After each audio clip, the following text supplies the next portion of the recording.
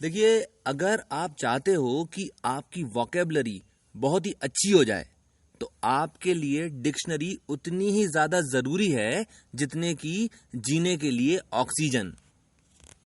और इसीलिए आपके पास डिक्शनरी होना चाहिए, और बहुत अच्छी नहीं, सबसे अच्छी वाली डिक्शनरी आपके पास होना चाहिए।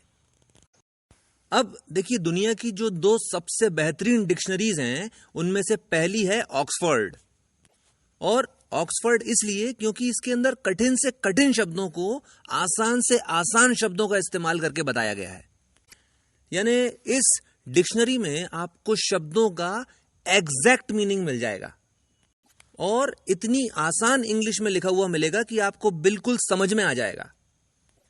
यानी अगर आपको किसी शब्द का एग्जैक्ट मीनिंग चाहिए और सिंपलेस्ट वर्ड्स में चाहिए तो ऑक्सफोर्ड के बाद बात खत्म हो जाती है। दूसरी है कैम्ब्रिज की डिक्शनरी। अब कैम्ब्रिज की डिक्शनरी इसलिए क्योंकि कैम्ब्रिज की डिक्शनरी के अंदर वर्ड्स का इस्तेमाल दिया हुआ है कि आपको शब्द का एग्जैक्ट मीनिंग मालूम है, पर आप उसको इस्तेमाल तब तक नहीं कर सकते जब तक कि आपको उस वर्ड को सेंटेंस में फिट करना नहीं आता है। भाई, आपको एक शब्द आता है और बहुत अच्छा और बहुत शानदार और बहुत कठिन वाला शब्द आपको आता है, पर आपको यह नहीं आता कि इस वर्ड को किस तरह से इस्तेमाल करना चाहिए। पर फिर भी बात करने में या लिखने में आपने उस शब्द को चिपका दिया, पर क्योंकि आपको वर्ड का एग्जैक्ट मीनिंग तो मालूम था, उसका यूजेज नहीं मालूम था, तो हुआ यह कि आपने चाहते हुए भी कि आप एक बहुत अच्छा इंप्रेशन जमाएं, नहीं जमा पाते। गलत ग्रामर यानी सब गुड़ गोबर हो गया। पर अगर आप कैम्ब्रिज डिक्शनरी पढ़ रहे हो तो आपको मालूम चलेगा कि एग्जैक्टली किस शब्द को किस कॉन्टेक्स्ट में किस तरह से इस्तेमाल करना है, और यह भी कि बड़े बड़े राइटर्स ने उस शब्द को कहां पर और कैसे इस्तेमाल किया है। अगर आप केवल कैम्ब्रिज की डिक्शनरी पढ़ते हो और उसके अंदर जो सेंटेंसेस दिए हैं उनको पढ़ लेते हो, आपकी ग्रामर पे बहुत ही अच्छी कमांड हो जाएगी। और ना केवल ये, लोग भी ये समझेंगे कि आप बहुत ही एजुकेटेड टाइप के बंदे हो और आपने बहुत अच्छे स्कूल और कॉलेज से पढ़ाई करी है। अब देखिए, जब भी आप कभी डिक्शनरी खोलें और उसके अंदर किसी वर्ड का मीनिंग देखें तो ये 7 चीजें जरूर देख लें: spellings, pronunciation, grammatical classification, etymology, definition, synonyms और उसके एंटोनिम्स। इन 7 चीजों को याद नहीं करना है, पर अगर आपने डिक्शनरी खोली किसी वर्ड का मतलब देखने के लिए और अगर आपने ये 7 चीजें नहीं देखी तो फिर आपने उस वर्ड का मीनिंग नहीं देखा। सबसे पहले स्पेलिंग्स के बारे में बात करते हैं। देखिए, अगर किसी वर्ड की एक से अधिक स्पेलिंग्स हैं तो जो भी स्पेलिंग सबसे पहली दी गई है वही स्पेलिंग स्टैंडर्ड होती है।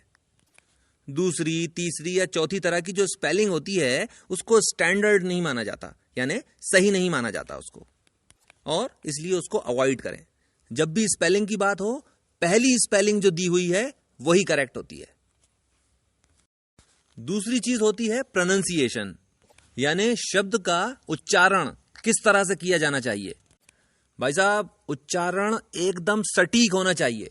भले ही आपको शब्द का सही मतलब नहीं मालूम, कोई बात नहीं, पर शब्द का उच्चारण एकदम सही होना चाहिए।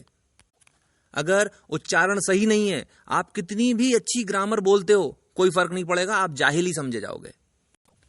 इस चीज को अच्छे से समझ लीजिए। एक एजुकेटेड आदमी की एजुकेशन की पहचान उसके शब्दों के उच्चारण पर निर्भर करती है। अगर आप हिंदी पढ़ना जानते हैं तो फोनेटिक्स सीखने में टाइम बेकार मत करिए। इस डिक्शनरी को देखिए, भार्गवास की, इसके अंदर एकदम सटीक उच्चारण दिया हुआ है। दूसरी चीज उच्चारण की जो बहुत ज्यादा मायने रखती है वो ये कि इसके अंदर सिलेबल्स कितने हैं। और ये भी समझिए कि सिलेबल्स इतने इंपॉर्टेंट होते हैं कि लोगों ने सिलेबल समझाने के लिए 1,000 पेज की किताबें लिख रखी हैं। एक एग्जाम्पल ले लीजिए इसका। देखिए, एक शब्द है जो बहुत ज्यादा गलत बोला जाता है, फोटोग्राफी। फोटोग्राफी, जो शब्द का सही उच्चारण है वो है फोटोग्राफी। और इस चीज को समझ लीजिए कि फोटोग्राफी और फोटोग्राफी बोलने में सामने वाला समझ जाता है कि बंदे की पढ़ाई कहां से हुई है। इसलिए सिलेबल्स जानना बहुत ही ज्यादा जरूरी है। पर मैंने ये भी देखा है कि बहुत सारे इंग्लिश टीचर्स जो हैं जब सिलेबल्स को पढ़ाते हैं तो बहुत ही ज्यादा कंफ्यूज कर देते हैं बच्चों को। कितने सिलेबल्स हैं ये जानने का केवल एक तरीका है और ये बेस्ट तरीका है, आप उस शब्द को बोलिए और देखिए कि कितनी बार आपकी ठुड्डी नीचे आती है। जितनी बार आपकी ठुड्डी नीचे आती है उतने ही सिलेबल्स होते हैं। तीसरी चीज होती है ग्रामेटिकल क्लासिफिकेशन। इसमें आपको यह समझ में आ जाता है कि ये जो वर्ड है ये नाउन है कि वर्ब है कि एडवर्ब है कि एडजेक्टिव है वगैरह वगैरह। आपको ये बहुत अच्छे से मालूम होना चाहिए कि जो भी शब्द आप इस्तेमाल कर रहे हो वो असल में नाउन है कि वर्ब है कि एडजेक्टिव है कि एडवर्ब है। इसका एक एग्जाम्पल समझ लीजिए, और बड़े बड़े इंग्लिश टीचर इस चीज में गलती करते हैं। सेंटेंस है I am not understanding what she is saying. पर क्योंकि अंडरस्टैंडिंग जो है ये नाउन है इसलिए ये सेंटेंस ही गलत है। सही सेंटेंस बनेगा I do not understand what she is saying. जब आप कैम्ब्रिज की डिक्शनरी में इस वर्ड को देखेंगे और इससे रिलेटेड 2-3 सेंटेंसेस आप पढ़ लेंगे तो आपको एग्जैक्टली समझ में आ जाएगा कि इस पार्ट ऑफ स्पीच को किस तरह से इस्तेमाल करना है। चौथी चीज है इटीमोलॉजी यानी शब्द व्युत्पत्ति। अगर आपने किसी शब्द की इटीमोलॉजी समझी और अच्छे से समझ ली तो आप एक दिन में 40 शब्द तक याद कर सकते हो। और ना केवल ये, आप उन शब्दों का भी सही सही अंदाजा लगा लोगे उनके मीनिंग का, वो शब्द जिनको आपने पहले कभी देखा ही नहीं था। और इसीलिए इटीमोलॉजी सीखना बहुत बहुत बहुत ही ज्यादा जरूरी है। इटीमोलॉजी सीखने के लिए आप ये भी कर सकते हैं कि आप लिखें YouTube पे जाकर इटीमोलॉजी 8962512015 और मेरा YouTube का चैनल खुल जाएगा जिसके अंदर मैंने इटीमोलॉजी सिखाई है। पांचवी चीज होती है डेफिनेशन। भाई किसी शब्द को कितने अलग अलग सेंसेस में इस्तेमाल किया जा सकता है वो उसकी डेफिनेशन होती है। इसका एक एग्जाम्पल ले लीजिए। एक वर्ड है ब्लू। ब्लू का मतलब होता है नीला रंग, पर ब्लू का एक मतलब दुख भी होता है, एक मतलब ब्लू का सागर भी होता है, एक मतलब ब्लू का जहर भी होता है। यानी अगर आप चाहो तो ब्लू का इस्तेमाल आप इन 4 भावनाओं को व्यक्त करने के लिए भी कर सकते हो। पर इस चीज को हमेशा ध्यान रखिए कि किसी भी शब्द की जो पहली डेफिनेशन होती है वही एक्यूरेट मानी जाती है, वो उसका स्टैंडर्ड मीनिंग माना जाता है। पर यह भी कि आप उस शब्द को अलग अलग सेंसेस में भी इस्तेमाल कर सकते हो। अब डेफिनेशन जरूरी क्यों है इस चीज को भी समझ लीजिए। अगर आप किसी शब्द को 25 अलग अलग सेंसेस में इस्तेमाल कर सकते हो तो इसका मतलब यह हुआ कि आपको एक शब्द नहीं आता, आपको 25 शब्द आते हैं। छठी चीज होती है सिनोनिम्स। सिनोनिम्स यानी समानार्थी शब्द। उन शब्दों का मतलब लगभग वैसा ही होता है पर एग्जैक्टली वही मतलब नहीं होता है, यानी आप उनको इंटरचेंज नहीं कर सकते। इसका एक एग्जाम्पल समझ लीजिए। भाई आपने कोई चीज देखी और आप चकित हो गए, यू वर सरप्राइज्ड। आप चकित हो गए थे और आपको थोड़ा सा झटका भी लगा, पर वो झटका खुशी का था, यू वर एस्टोनिश्ड। आपने कोई चीज देखी, आप चकित हो गए, आपको झटका लगा और वो बुरा वाला था, यू वर शॉक्ड।